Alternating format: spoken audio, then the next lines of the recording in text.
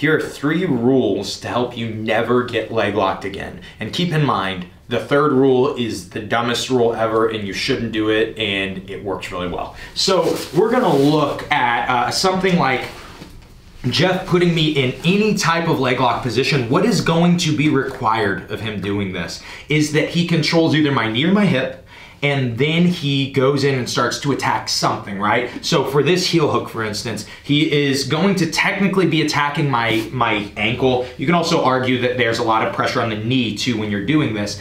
But what that means, when he is attacking these joints, he is gonna have to control the joint closest to me, so either my hip or my knee, and he is going to have to control the joint after the one that he's attacking. So he's attacking the ankle, the joint to control would be my toes, okay? And we're gonna look at freeing your toes in kind of late stage defense first, or at the end. But when we're fighting these positions, one of the biggest mistakes that I see people do is they care about fighting the toes. And so, for instance, we're in this 50-50 heel hook position. You see everybody start to reach and maybe even grab hands. And it may take Jeff a little bit of hand fighting, but he has control of my toes, okay? I am not going to free those most likely. What I should probably focus on, especially before he gets my heel and he starts that really good attack, should be trying to hide my foot, but I should be freeing my knee and my hip. And I'm doing this with my hands right now because now, like, if Jeff were, go ahead and start to heel hook me.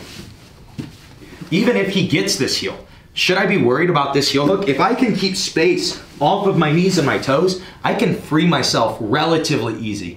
Obviously, you don't want to sit in a heel hook for any amount of time, but like, let's say he went outside ashi.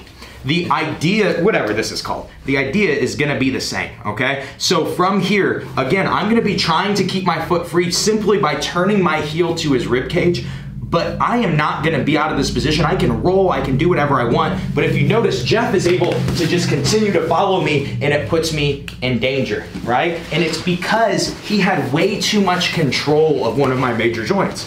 So when we're in, I can fight my hands in here. And as I start to free my major joint, if he goes to start to give me pressure, go ahead. I didn't even need to roll on that one. But sometimes, let's say you get me in something different other than a heel hook. What other leg locks are there, Jeff? Oh gosh, you put me in an ankle lock. Same idea. To defend this ankle lock, if I could just rise up here, I would be able to defend it. But what does he do? He keeps my hips on the floor with that control. So again, the fight is going to be here. Obviously, I'm starting very late, but the fight is going to be to free my hip. And so I start to free my hip. Now when he goes to start to put that pressure, notice how I can rise up with Jeff and I can alleviate all that pressure off my ankle. And that is our first rule, is you want to identify what the major joint is and try to free it, okay? So then, as he starts to go into these positions, maybe we go like single leg X with a straight ankle. Maybe we start to notice these positions where I'm having a little bit of trouble actually freeing the hip, okay? I'm having trouble actually winning the space and he's starting to put real pressure. The second rule is to get to a more athletic position, okay? How we get to a more athletic position, as a lot of people like to coin this term, just stand up. And so as he goes to start to finish his straight ankle, if I can get to this more athletic position, then I go back to the same fight, free my hip, okay? And then there is the third rule. And like I said, this is the dumbest and you really shouldn't do this, but it does work. And it's actually gotten me out of some pretty deep heel hooks, even in competition. And it is that idea that we talked about how we have to free our hip, but he also needs to control our toes to finish a lot of these leg locks, especially straight ankle locks and heel hooks. And so let's say he goes, go honey hole, whatever, what is this, inside or outside? Inside. Oh, this is inside. Regardless, none of it matters if you know the concept. You don't need to know the names of all these fancy, you know, what are you like, Gen Z?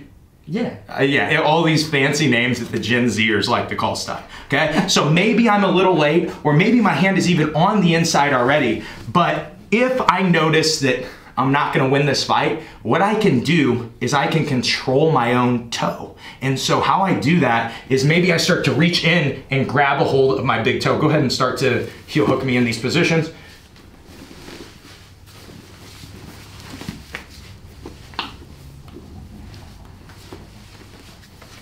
And notice, I'm safe in these positions. I pop my own toes going like that, but completely safe in these positions because he does not get that last bit of control that he needs. And so if we combine these ideas, what it might look like is maybe I'm fighting my hand to the inside and then reaching and grabbing my own toes. And this makes it a lot easier for me to start to fight and free out of that position. And so those are 3 rules to defend every leg lock.